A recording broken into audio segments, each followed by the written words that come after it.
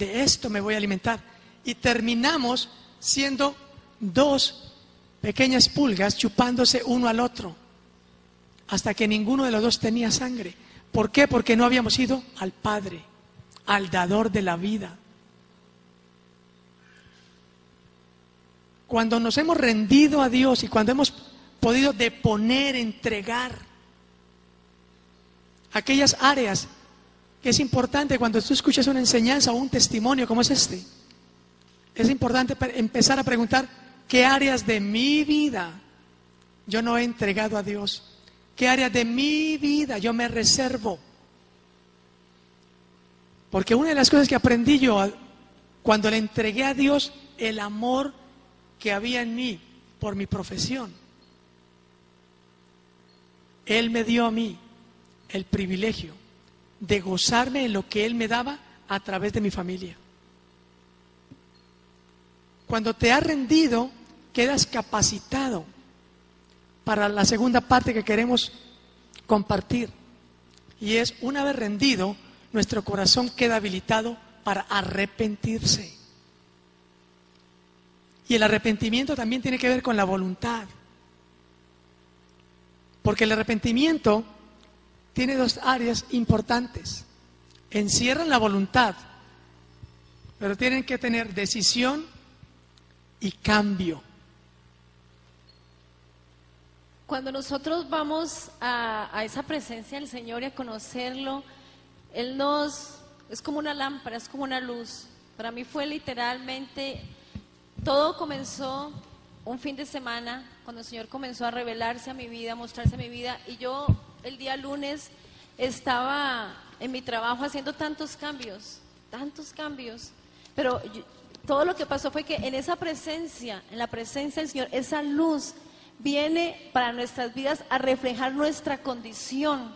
Pero lo más hermoso es que cuando Dios revela nuestra condición de pecado, no lo hace para juzgar, no lo hace para condenar, Él lo hace para que nosotros podamos ir como esos hijos, esos niños pequeños, a abrazarlo y decirle: aquí estoy, ayúdame.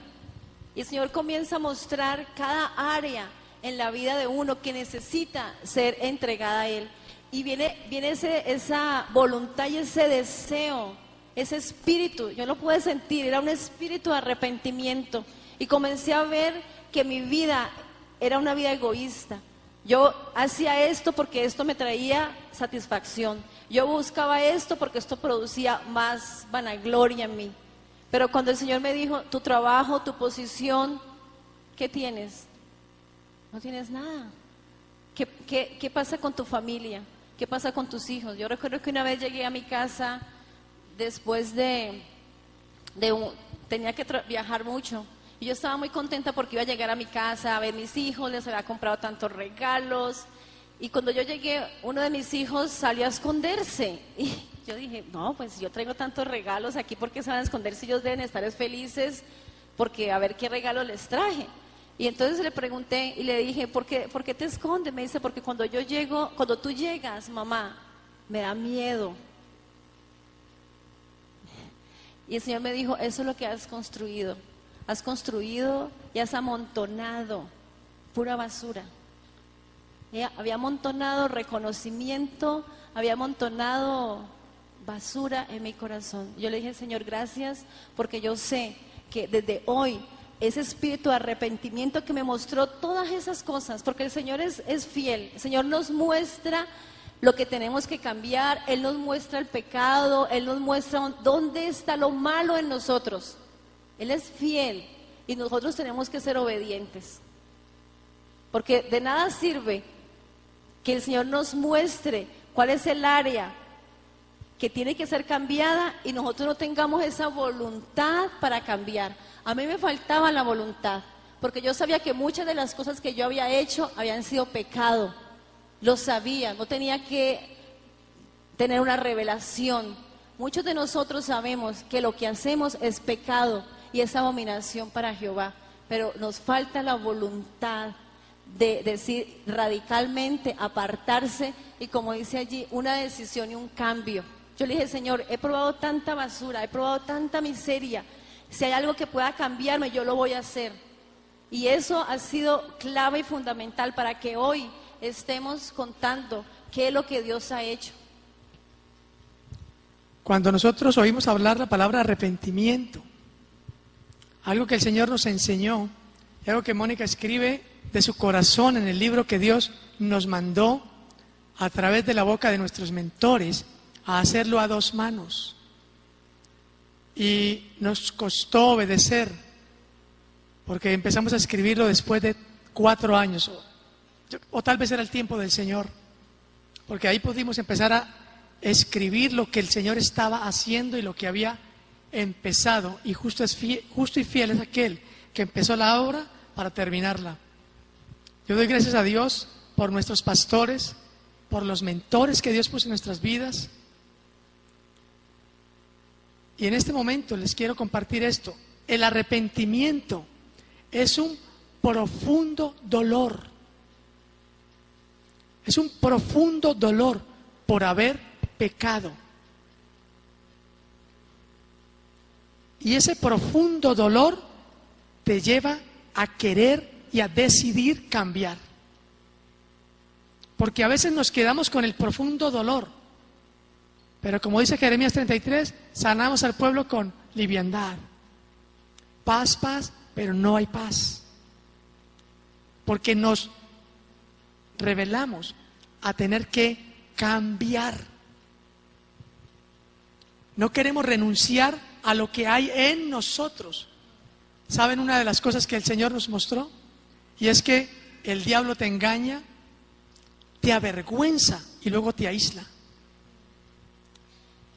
Y cuando uno necesita cambiar la vergüenza de poner la cara para decir en qué nos hemos equivocado, para pedir perdón, que es lo que vamos a enseñar hoy en la noche, nos detiene. Pero el arrepentimiento viene por un profundo dolor. Y quiero que vamos a la palabra de Dios en 2 de Corintios 7:9. Para que entendamos por qué el dolor es usado por Dios. Hay situaciones que vienen a nuestra vida que nos duele, pero que es un dolor que viene del corazón de Dios. Es un llamado. Dice la palabra de Dios: ahora me gozo, no porque hayáis sido contristados. Estar contristado es haber sido abatido, es un sinónimo.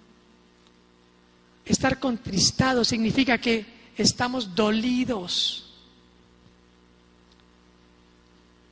sino porque fuisteis contristados, abatidos, para arrepentimiento,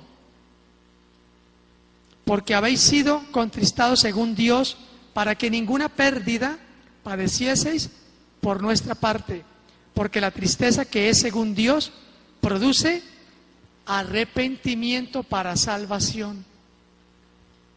Y esa tristeza que Dios me develó a mi vida cuando en la Semana Santa del 2006, del 2002, gracias. Por eso tenemos ayuda idónea, ¿no? En el 2001 vinieron mis hijos a visitarme, estábamos separados. Yo tenía la firme decisión de no volver con Moniquita.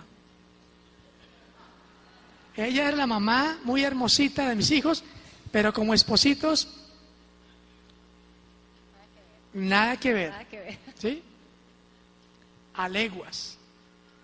Vos allá, yo acá. Cuando mis hijos clamaban y oraban esa Semana Santa del 2001, estuvieron conmigo. Y mi hijo clamaba y oraba: Dios, que mi papá y mi mamá vuelvan a casa. Yo le paraba la oración. Toda la semana tuve que estar parando y parando la oración. Y él me decía: bueno, papá. Y decía: gracias, Señor, y que mi papá y mi mamá vuelvan. Amén. Y se arropaba.